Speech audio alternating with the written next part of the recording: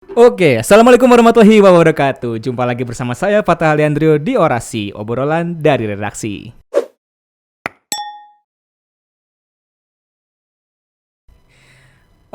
Kita kali ini kedatangan tamu yang sangat spesial, yaitu seorang musisi. Mungkin genrenya musisi EDM kali ya. Dance pop. Oh, dance pop ya.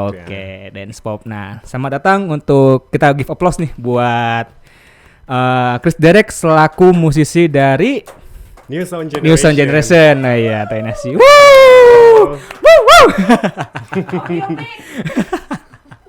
Oke. Selamat datang untuk oh ya. Mungkin sebelumnya kita jelasin dulu ya sedikit tentang panggil apa nih? Panggilnya Derek aja. Derek aja ya. Derek aja.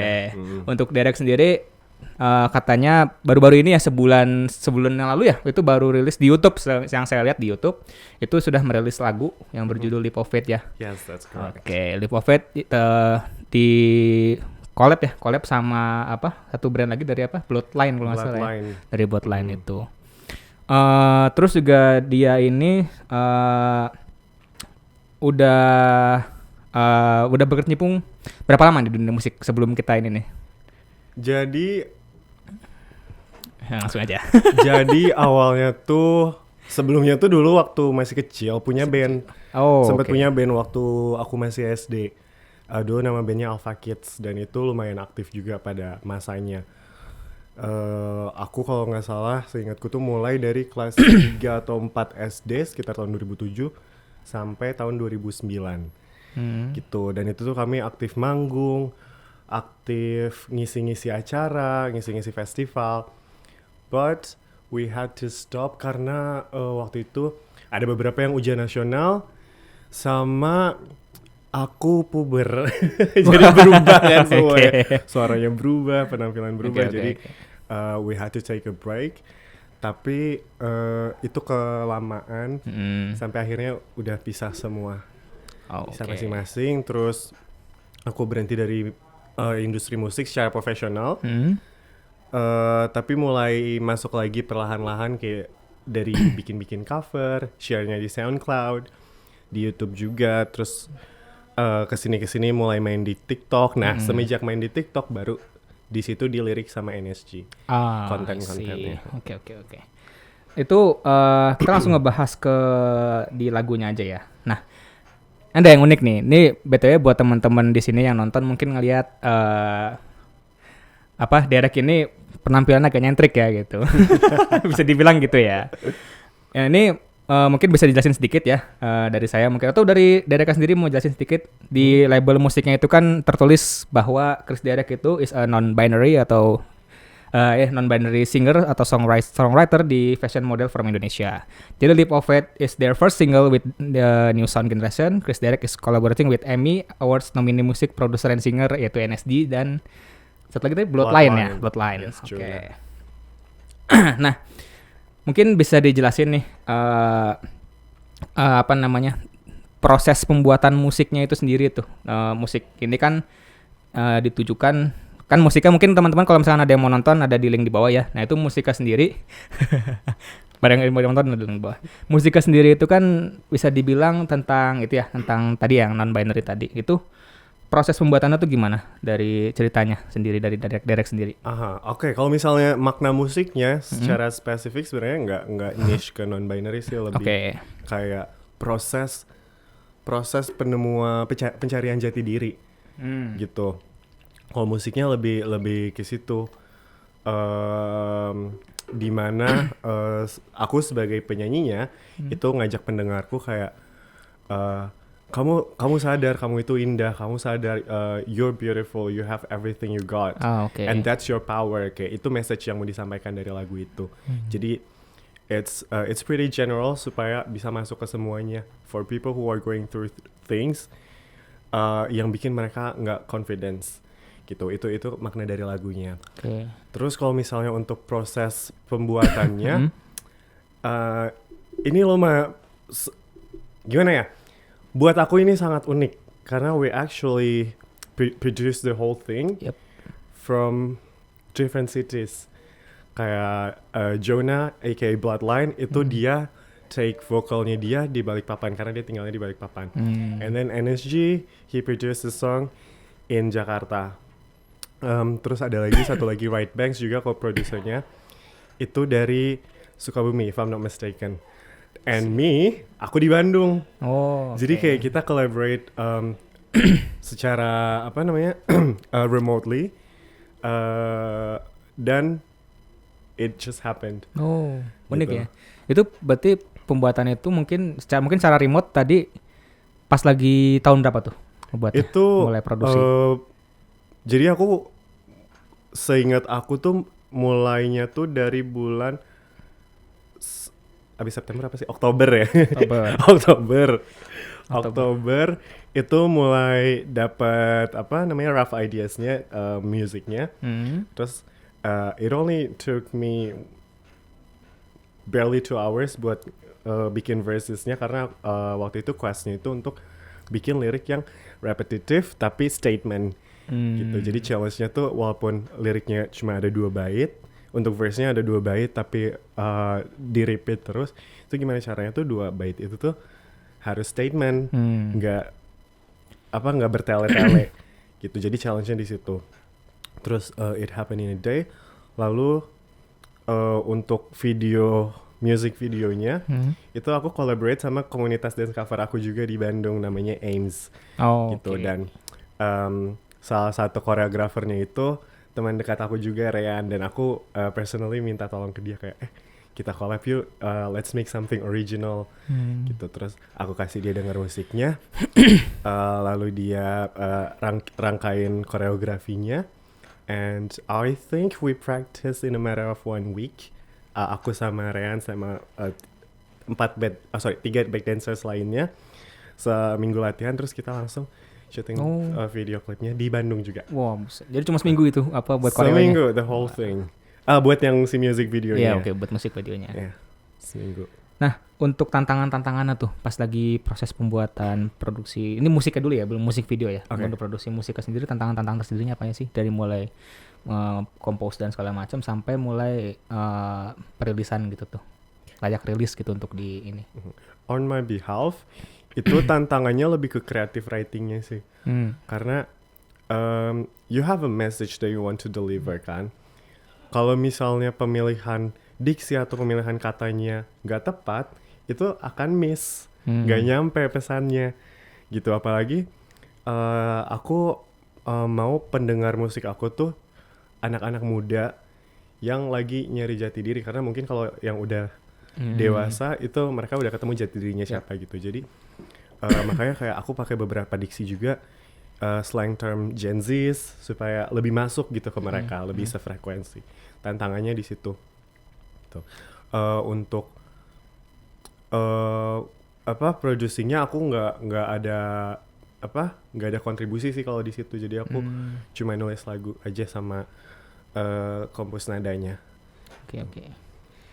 Oke, ini kita mulai masuk ke ininya ya, ke selling point-nya atau dari marketingnya ya. Untuk film lagi, gue banyak akan ngebahas baptis sih. Di belakang nih hostnya nih. Banyak akan ngomongin film jadi film.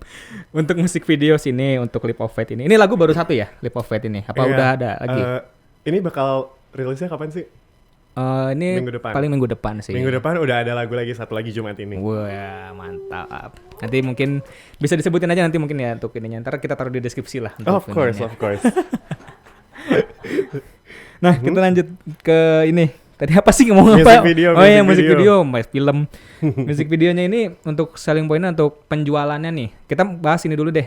Kan ini kan Derek sendiri ini kan mengonsepkan ada unsur non-binary ya yang untuk di musik video ini. Dan seperti yang Derek tahu, seperti yang lo tahu ya, ini konsep non-binary atau mungkin langsung aja kita ngomong ngebahas tentang LGBT itu di negara ini, itu kan dilarang kerasnya. Itu pandangan Derek sendiri tuh gimana sih? Kira-kira untuk musik video ini nih, kira-kira bakal diterima masyarakat apa enggak? Dan mungkin tujuan dari pembuatan musik video ini nih ya cuman sekedar untuk karya atau emang mau ngejual, musik videonya mau dijualin, maksudnya nyari keuntungan dari situ, apa cuma sekedar karya aja atau gimana? Oke.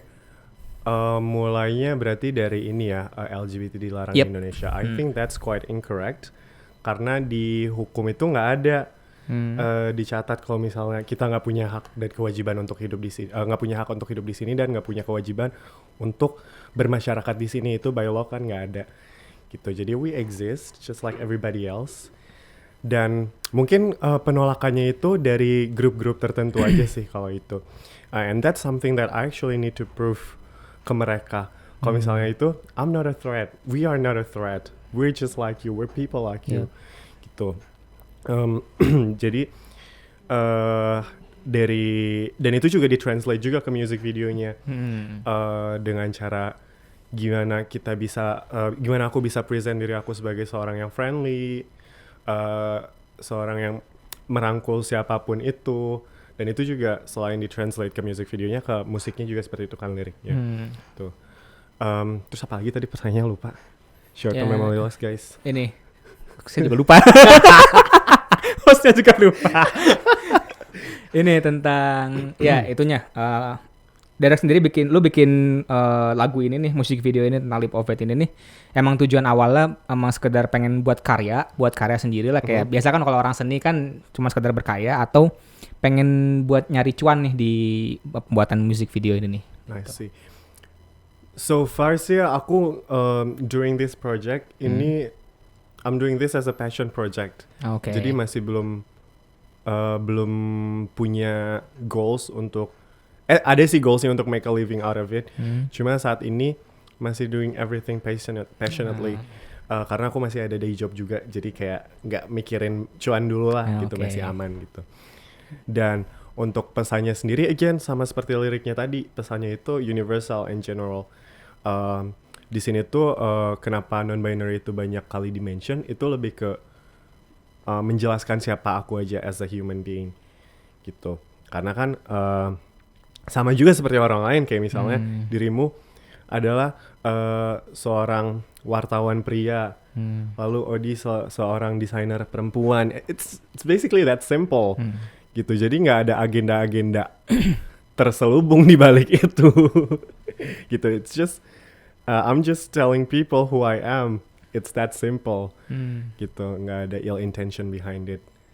Dan mungkin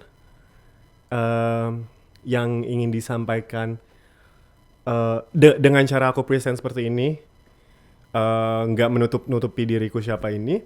Aku mau nunjukin ke semua teman-teman yang ada di Indonesia khususnya ini, apalagi untuk mereka-mereka yang merasa seperti aku, that you are not alone.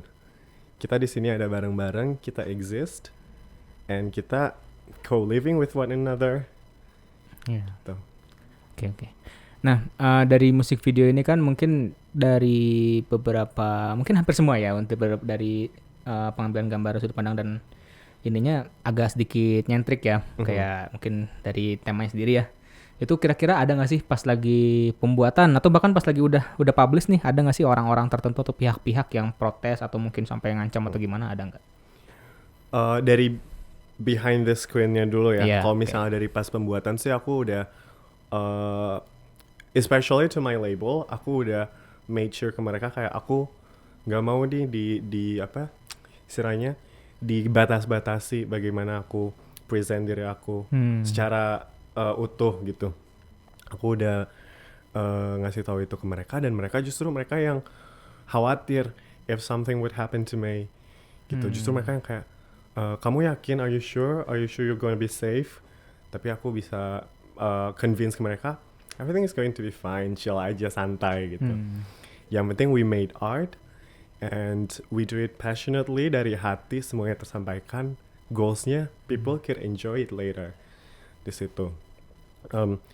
Dan untuk teman-teman yang on screen, terus teman-teman di balik layar yang bantuin juga buat kameramen, Rehan, itu juga mereka juga udah kenal aku siapa, jadi they don't have any problem with it at all. Dan aku juga, kan aku minta back dancers aku untuk kalian pakai baju ini, gimana kalian masalah apa enggak? Aku juga tetap ask for their consent gitu. Kalau misalnya kamu nggak setuju pakai ini, gue ganti ya. orangnya. Gitu. Oh, Supaya tetap satu. Berarti ini ya, ini satu palet, color palet kan. Berarti itu tuh dancer juga maksudnya nggak kayak lu kan, maksudnya dia maksudnya nggak kayak saya ini kayak lu ya, misalkan ya minder juga atau mungkin ini juga bukan. Tapi tetap lu tanyain ya maksudnya. Kalau misalnya mereka pun iya, itu haknya mereka sih yang buat kasih tahu. Betul. Kayak kita yang ngeliat mereka sebagai as a dancer aja. Oke. Jadi tetap ya lu tetap tanyain mereka ya, mereka nyaman enggak gitu. Lebih ke kayak lo pakai baju kayak gini gimana, aman enggak? Tuh pakai heels aman enggak? Gitu sih, lebih ke situ. Oke, menarik. Karena kan kami syutingnya outdoor juga. Gitu, nggak semua orang punya mental yang siap buat diliatin sama orang lain, terus gerak-gerak kayak gitu. Jadi that's why I had to make sure. Oke. Itu menarik sih, tadi gue baru tahu ternyata ini ya. Oke. Nah, tadi kan untuk ininya di internal, tapi ini lu udah nemu belum sih kayak ada orang-orang yang hate lu gara-gara karya lu? Ada nggak? Itu banyak banget sih. Banyak banget. Of course. Mungkin kalau misalnya di komen video, music videonya di YouTube nggak ada sih so far. Karena mungkin emang viewsnya belum banyak juga, jadi jangan lupa stream ya. Iya, nonton. Tapi kalau misalnya di TikTok kan aku post juga snippetsnya, itu ada aja sih yang komen kayak gitu. Dan untuk nge-handle hate sendiri, untungnya this is not the first time that I had to face hate. Jadi I'm pretty grateful. Aku sebelumnya udah diberikan pengalaman untuk menghadapi any kinds of hate, entah itu verbal, physical, atau cuma sekedar tulisan aja. Jadi aman. Oke, ini kita mungkin agak sedikit menyampingkan tentang musik videonya ya. Kita mungkin bakal sedikit ngebahas tentang non-binary-nya ini. Mungkin sedikit edukasi lah buat teman-teman juga ya, biar kita sama-sama tahu juga. Saya juga sama-sama belajar nih ya. Anggap aja saya ini kayak orang luar aja yang di luar sana gitu tuh, yang mungkin ngelihat kalau non-binary itu ya mungkin nggak ini gitu tuh misalkan. Oke, ini kita nanya dulu dari mulai regulasi atau pendataan di catatan sipil nih. Nah, ini kalau misalkan di dokumen-dokumen catatan sipil ya, misalkan kayak KTP, kartu keluarga, itu regulasi penyantumannya gimana tuh kalau misalkan kayak gitu-gitu? Kalau di sini masih kurang inklusif sih, karena di KTP itu lebih, aku mungkin agak keliru tadi, sorry. Kalau di KTP itu mungkin lebih dicantumkannya itu adalah alat kelamin, bukan jenis kelamin, gitu. But itu juga masih kurang inklusif, karena untuk yang berjenis beralat kelamin intersex itu nggak ada istilahnya di situ. Jadi it's either laki-laki atau perempuan. Gitu. Di situ sih kalau misalnya untuk KTP mereka bukan ke gender tapi lebih ke alat kelamin. Kenapa aku bisa berasumsi seperti itu? Karena di budaya Indonesia sendiri kita punya suku Bugis yang memiliki 5 gender. Nah mereka kan nggak register gender mereka sesuai dengan budayanya mereka. Mereka harus ngikutin law-nya yang Indonesia yang nasional gitu. Oke. Tapi kalau boleh tahu nih, lu KTP-nya apa? Mau lihat, boleh dikasih lihat. Laki-laki sih. Laki-laki kalau di KTP. Gitu. Aduh. Oke. Ini gak apa-apa ya BTW ya gitu. No, it's totally fine. Nanya-nanya aja. Okay. Jadi gue mau nambahin juga sih. Jadi banyak miskonsepsi yang ada di masyarakat itu, mereka kurang aware sama apa bedanya alat kelamin dan jenis kelamin. Gitu, makanya ketika dulu aku pernah di interview sama media internasional lainnya juga, banyak yang komennya rada keliru. Mereka kayak menghujat tapi menurut aku keliru gitu.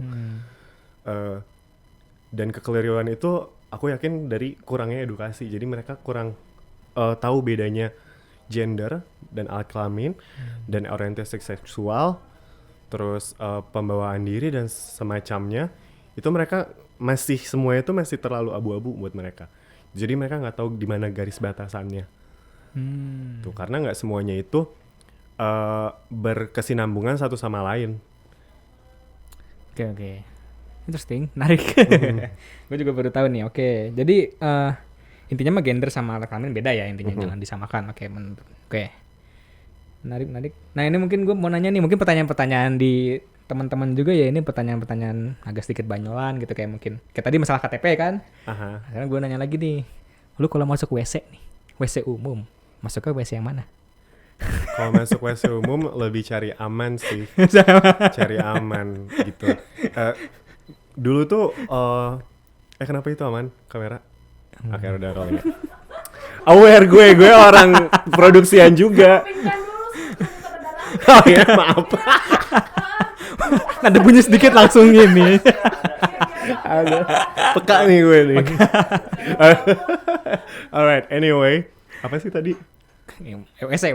Oh ya, WC ya. Kalau WC cari aman sih kalau di sini. Karena kan kita kan masih kebanyakan tuh WC-nya tuh gender based ya.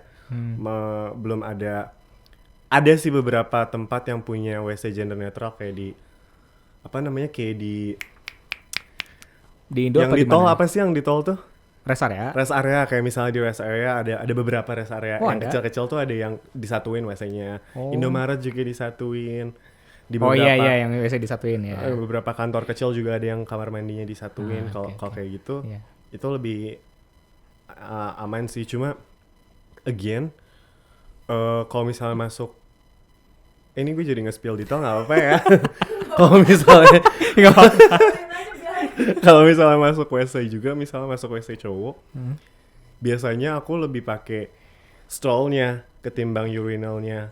Karena aku lebih personally, kalau misalnya mau buang air terus ngerasa ada yang ngeliatin tuh kayak hilang feel-nya, jadi kayak harus private. Gitu. Sama kok saya kadang-kadang kalau lagi rame udah masuk kayak ini aja lah, jangan.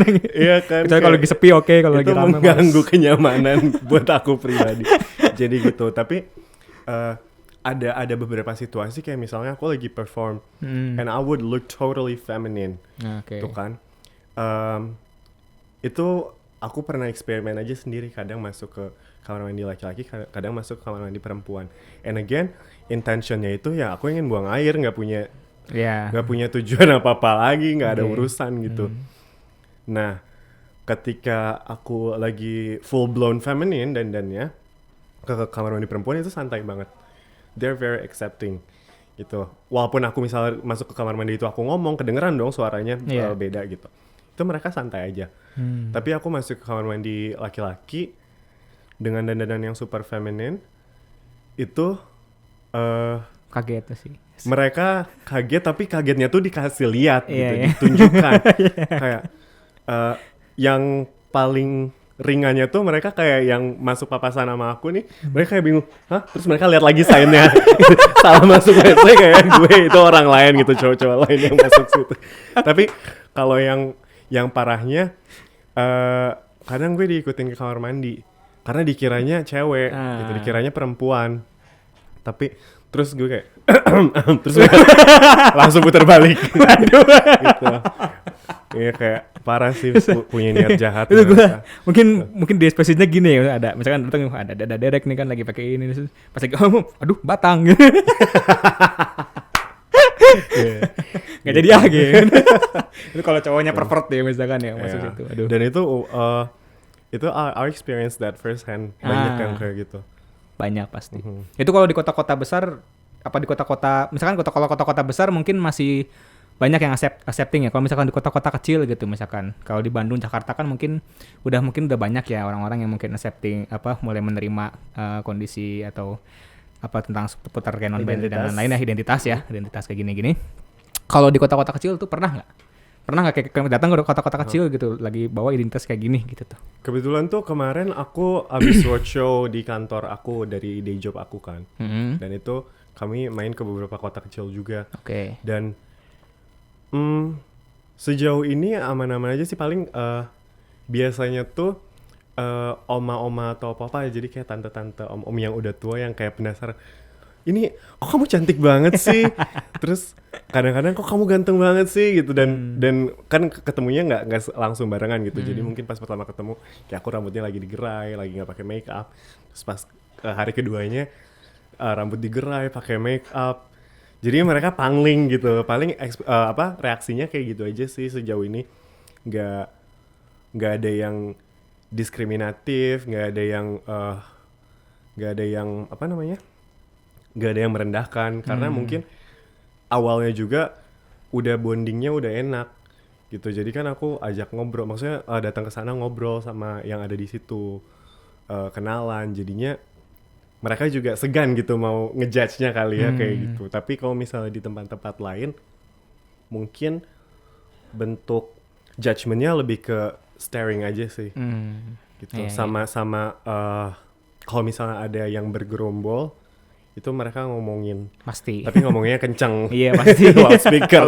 Kalau udah banyakan mau udah biasanya pasti. Ya nggak cuma ada ya yang ada salah satunya yang tiba-tiba teriak suatu kata kotor yang aku tahu itu diarahinnya ke aku, terus yang lainnya ngikut-ngikut, terus aku ya udahlah biarin aja, berarti mereka inget nih ada muka gue nih di memorinya mereka. Tapi branding itu. Memang setiap hari tuh maksudnya ya hari-hari biasa ya. Normal deh lu pakaian selalu begini. Atau kadang-kadang suka ini. Oke, jadi gue jelasin dulu ya non-binary ya. Oke. Kan non-binary ini identitas gender. Ya sama seperti, jadi ada identitas gender laki, perempuan. Kalau misalnya di suku Bugis tuh ada bisu, ada calabai, calalai. Kalau non-binary ini dia itu paling sederhananya bilangnya adalah gender netral gitu.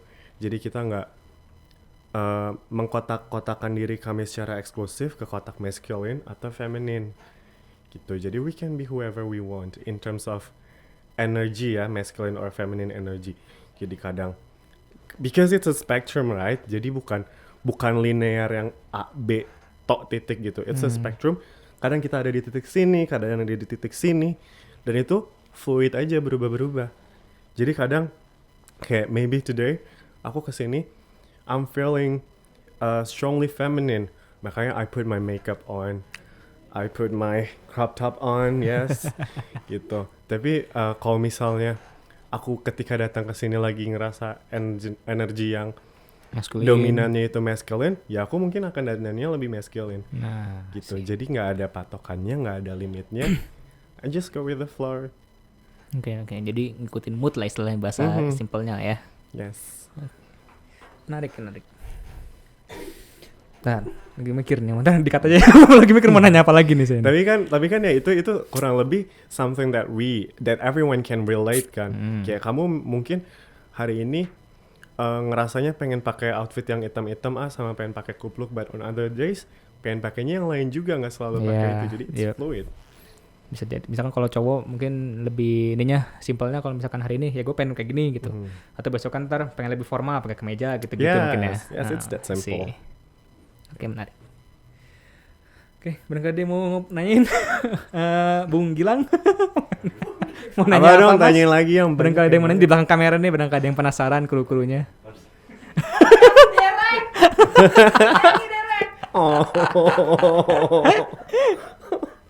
Thank you. Ya tapi emang apalagi tadi ada yang masih belum kejawab nggak pertanyaannya? Udah sih, tentang seputar musik videosnya juga udah. Paling mau ditambahin. Tadi kan katanya mau ada produksi musik video lagi di next time. Mungkin di podcast ini upload musik video udah jadi ya dari minggu depan. Ini sih kalau misalnya buat yang lagu yang nanti rilis tanggal 27 nggak sih, hari Jumat 27 ya kalau nggak salah ya. 27 itu lagu aja sih. Oh, lagunya aja. Music video. Oke. Gitu. Oh, aku mau nambahin yang tadi deh, yang Leap of Faith itu music videonya itu aku kerjainnya mandiri juga. Aku yang edit, aku yang color grading, aku yang konsepin. Dan tadi kan lo sempat nanya, lo ngelakuin ini, bikin music video itu yang mau disampaikan itu cuma sekedar seni aja atau ada propaganda apa? Menurut gue semuanya campur aduk sih. Gitu. Karena ketika kita berkarya, not only we're being artistic about it, tapi kita juga nyampein pesan yang ingin kita sampaikan juga melalui karya tersebut. Betul. Dan itu bisa dibilang propaganda juga nggak sih? Iya, gitu. Gitu. Mau pesannya sedangkal jangan lupa makan, sampai seberat jangan lupa cintai diri sendiri, ya itu tetap aja propaganda ibaratnya. Betul. Iya, sama aja kayak film juga lah ya, semua seni juga mau itu bentuk seninya apapun, dari lagu, film, terus juga mungkin lukisan, ya, patung dan lain-lain. Emang kalau kita ngobrolin seni itu tuh emang ya pasti sifatnya bakal gitu sih ya. Pasti ya mencerminkan apa yang kita rasakan gitu. Gitu.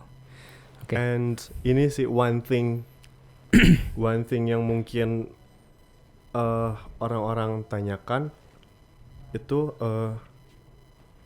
aku ini Chris Derek ini pengen dikenal.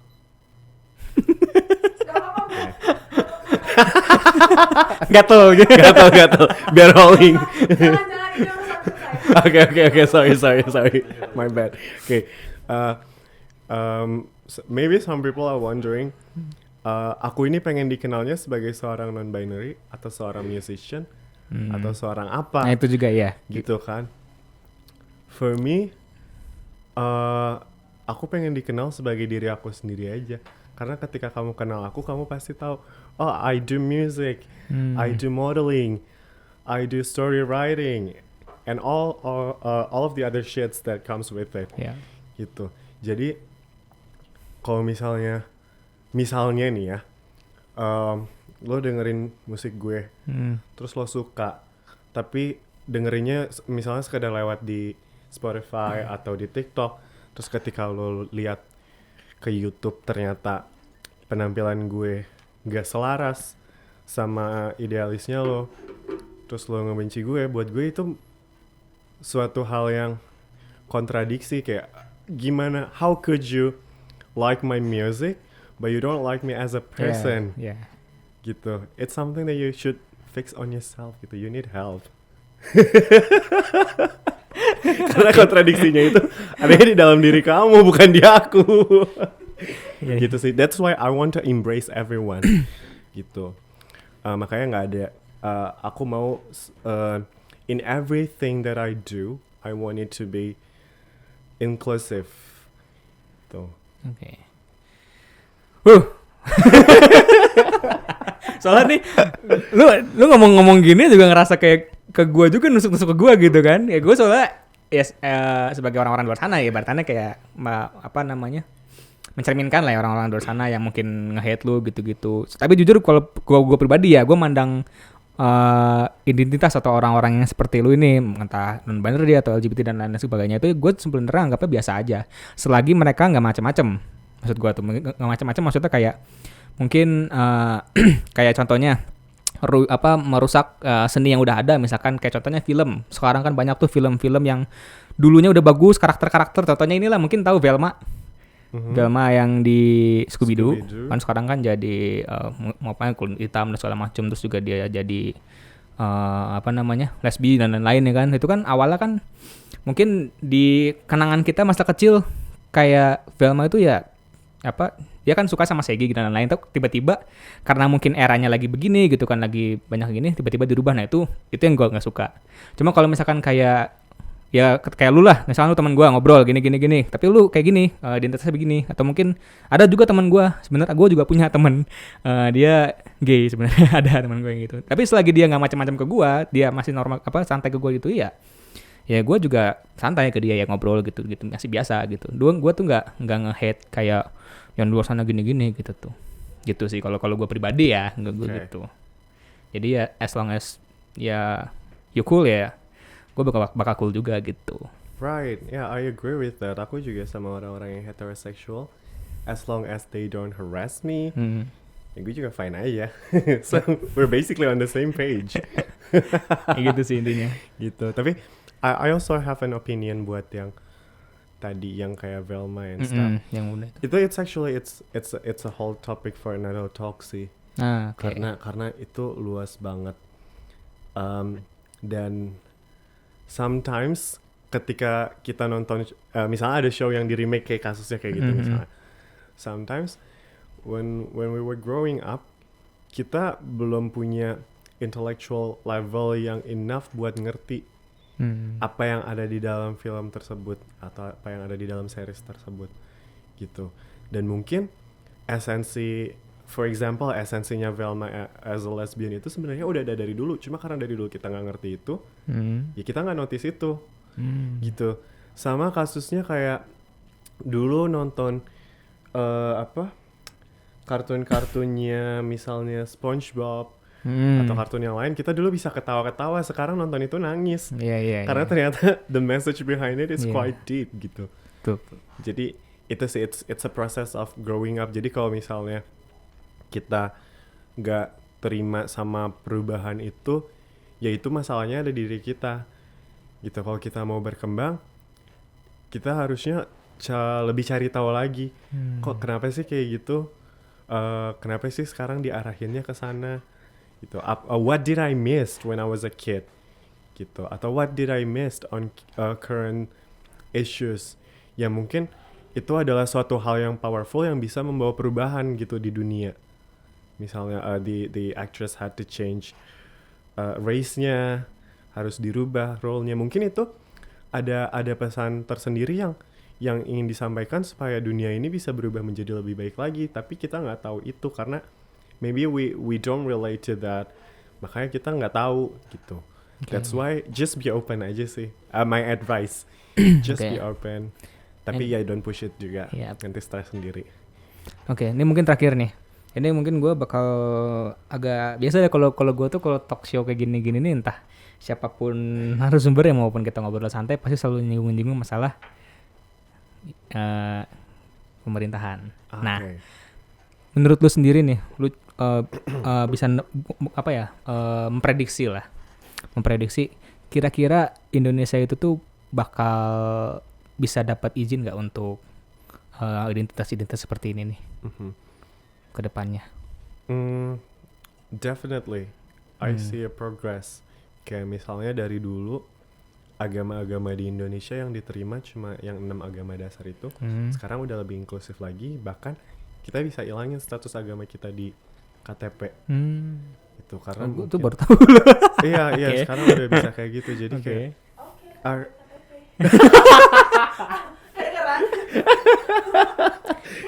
our country is developing dan akan terus maju. Cuma prosesnya itu maybe it will takes time, dan kontribusi kita sebagai community itu yang akan berpengaruh sama cepat atau lambatnya. Oke, mungkin ini udah ya, untuk barangkali ada pesan-pesan dari Derek sendiri buat teman-teman di luar sana. Entah mau minta apa, ya boleh tadi minta follow segala macam, nonton ini segala macam. Pesannya